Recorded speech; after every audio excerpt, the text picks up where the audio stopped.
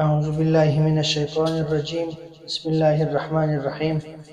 اللهم صل على محمد وعلى آل محمد بعدد كل معلوم لك حامدا ومصليا. أما بعد، رسول کریم صلی الله علیه وسلم مبارک تخرگان مبارکان وایو بغلونه مشتسي بغلونه څوک بغلونه بولی څوک تخرگان بولی.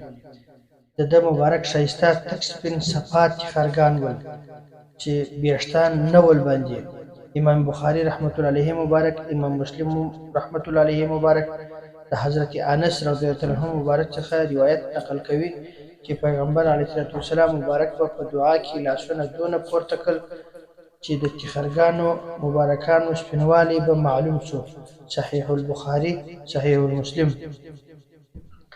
علامه جلال الدین سیوطی رحمت الله علیه مبارک، علامه نبهانی رحمت الله علیه مبارک په حواله د ابن سعد رحمت الله علیه مبارک د حضرت جابر رضی الله عنه مبارک څخه روایت نقل کوي چې پیغمبر علیه السلام مبارک چې پر سجده شو د تخرګانو سپینوالی به معلومېدی.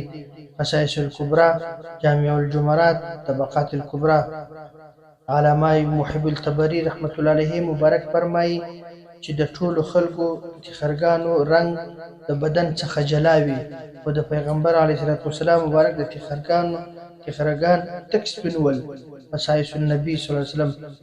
علامه سیوطی رحمت الله علیه مبارک، امام قرطبی رحمت الله علیه مبارک او خلادا هم ورجاته کړی ده چې د پیغمبر علیه السلام مبارک پر تخرګانو باندې بیشتان هم نول. خصائص الکبرى او بازوګان مبارکان د تخرګانو سلول د وژو د سرو سلش کښته دغه بازوګان مبارکان د رسول کریم صلی الله علیه وسلم مبارک بازوګان غټ غټ شایسته او مضبوطه اوږده بازوګان ول.